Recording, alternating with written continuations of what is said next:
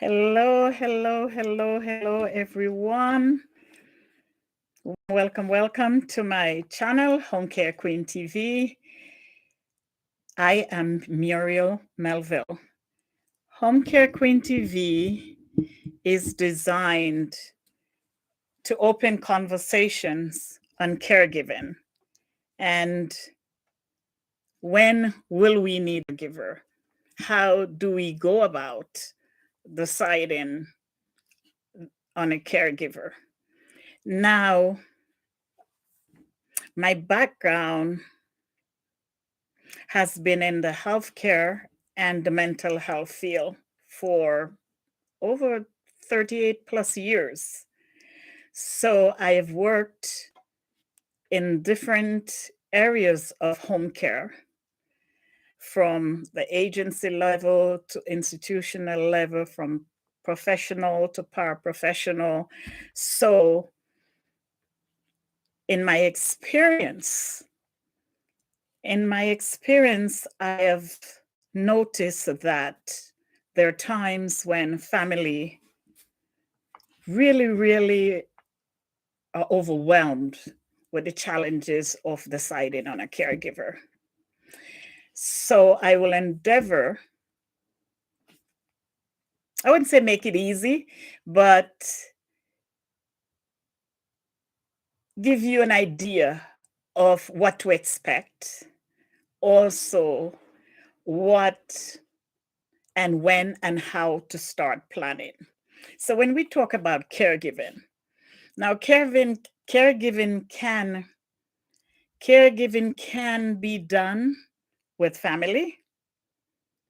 It can be done with friends, but what I'm talking about is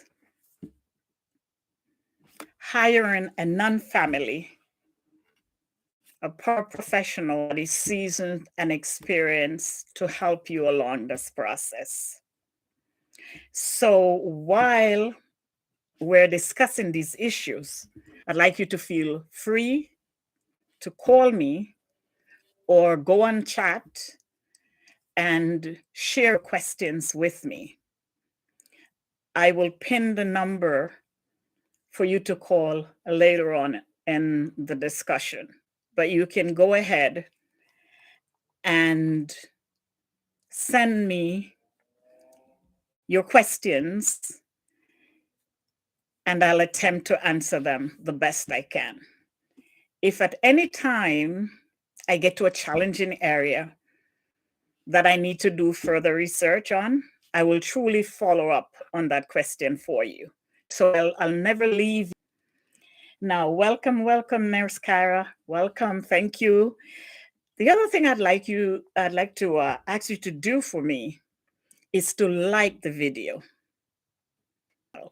Share the channel with everybody. Any number you have in your phone or email that you have of friends or family or neighbors that will benefit from this, please share it, because there will always be the need for a caregiver.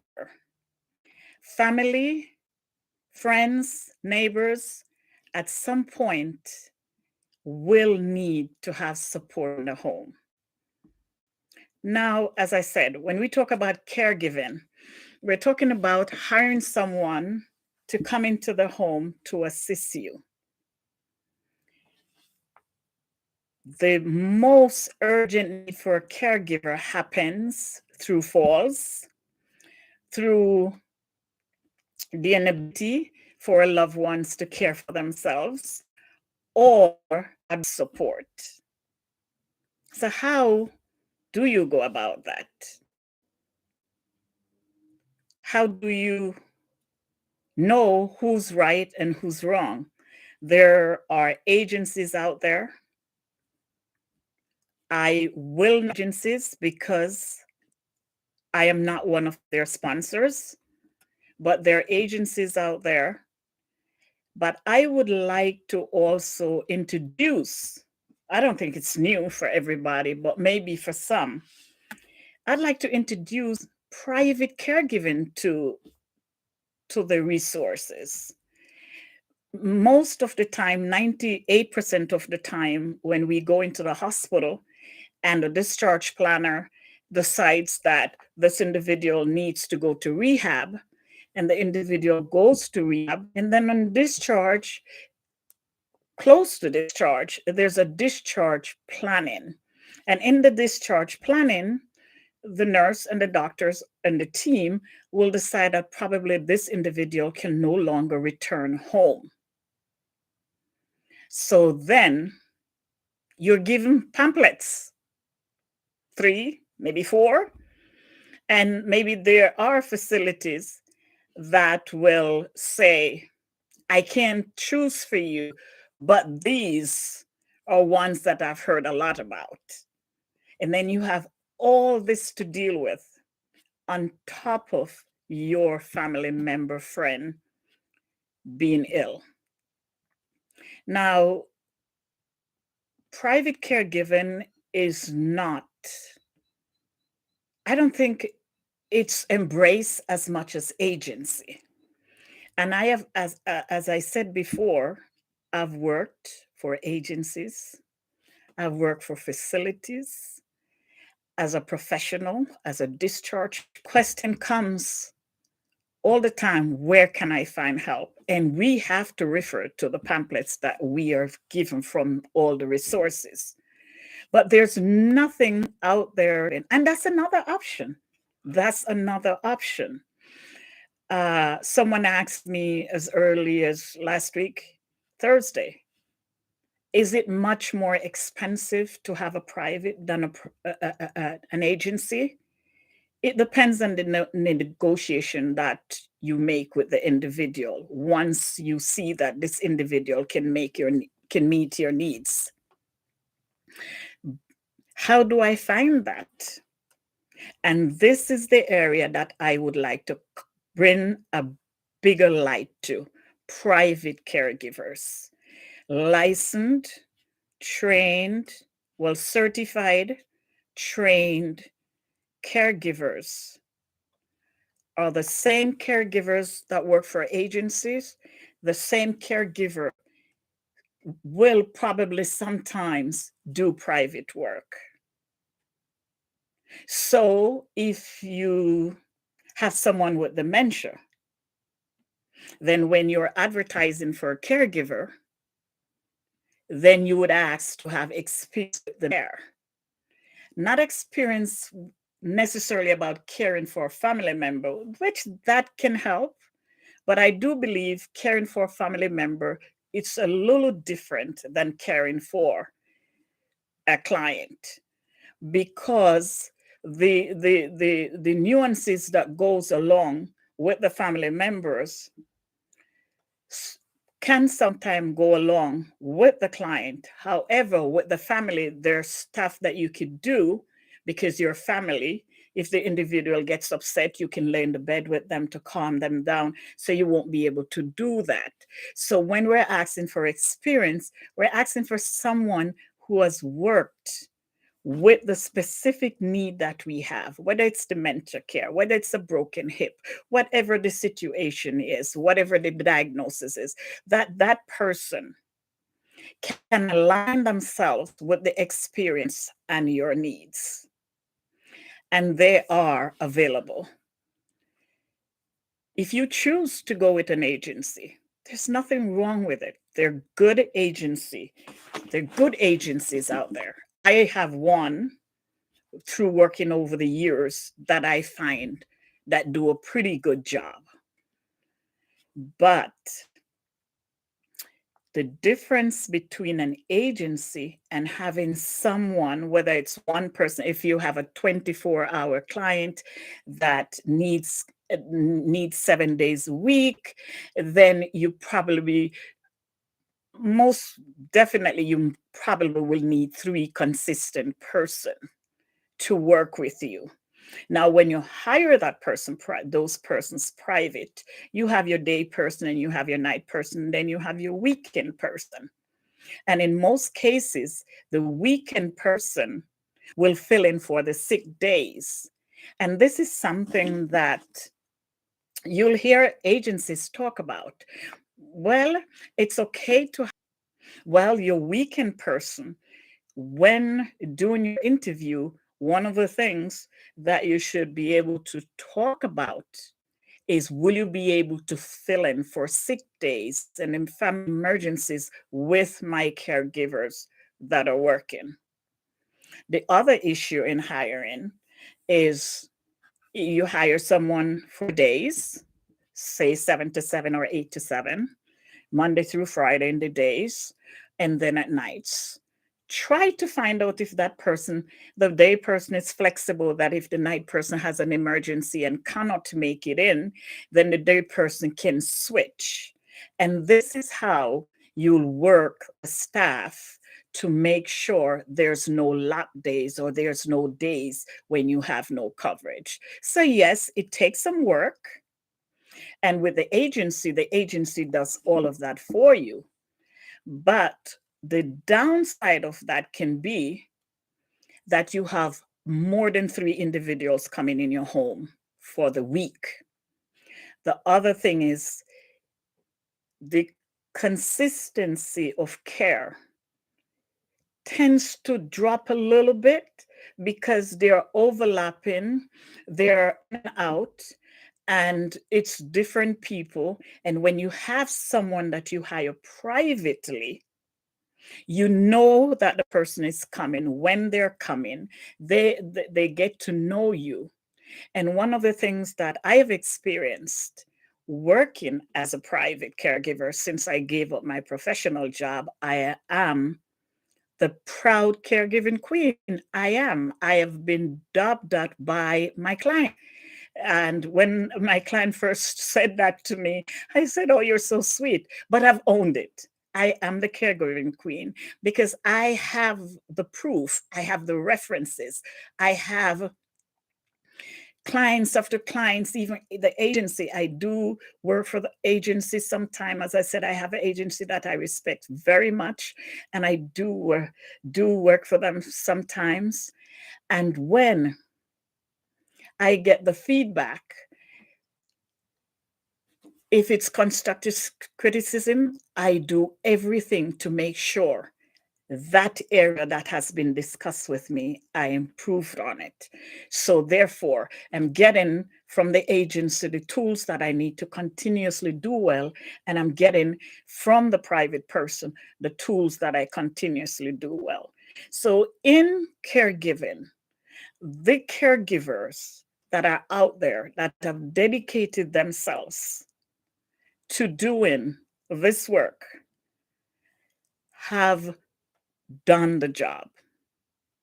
They have done the job. Not everybody can do it, but those that do it, they're those that do it well. So, in getting to know the private person, you develop what I call a dance. You get to know each other, you get to understand each other. Now, let's backtrack a little bit. The interview process. The interview process can make or break your decision making process, both on your end, on the caregiver's end. When you meet at the door, how the reception is determines what's gonna follow after. I have heard individuals say to me, "I hired X because I loved how she greeted me. I loved how she paid attention to my spouse because he was right there on the couch. And even though he wasn't aware too much of what's going on, she zoomed in on him during the conversation and recognized his presence in the room." It goes the same way for the caregiver. How you greet that person will determine whether they're going to take your job or not. And I'm talking about the caregiver that's not into it just for money. I'm talking about the caregiver that's looking for a good fit over time, because it takes time to know someone. So the caregiver who's looking for a good fit will always go around the perimeters of the conversation during the interview. They'll also look around the perimeters of how you greet them. And with COVID, with what's going on in our environment now and in our communities where we all have to be so careful, most people are hesitant to shake hands. Most people are hesitant to hug. But those who are comfortable shaking hands, a warm handshake says a lot. And if you're not comfortable in shaking your interviewer's hand, which is your possibly caregiver or your possible employee, then a nice smile. Look the individual in the eye. Nice to meet you. And then the conversations at the interview process will go so much better. You'll be more comfortable because you feel that, yes, both of us are present. I just don't want somebody to take care of my family member and I have 5 more interview coming. But this person that is in front of me, I am there with them. I am present. That makes for a very good interview. And most of the time, if the person is lacking a little inexperience and the family is willing to assist the person and get them into the routine of how they do their care, it trumps experience, because this is someone that I can work with. This is someone that makes me feel comfortable, and therefore the process can continue. Now, how do I go about paying the individual? Do I offer a 1099? My experience is that discussion is between you and the individual, and whatever makes you comfortable, that's for you to discuss. Those legal parameters and tax issues, I'm not going to get in that. Whatever works for you and the individual at the end of their service with you, that's what you do. Now, I've gotten questions so much about how much do I charge? How much do I pay? Dementia, hospice, ALS, behavioral issues that a client presents, those are called specialty care.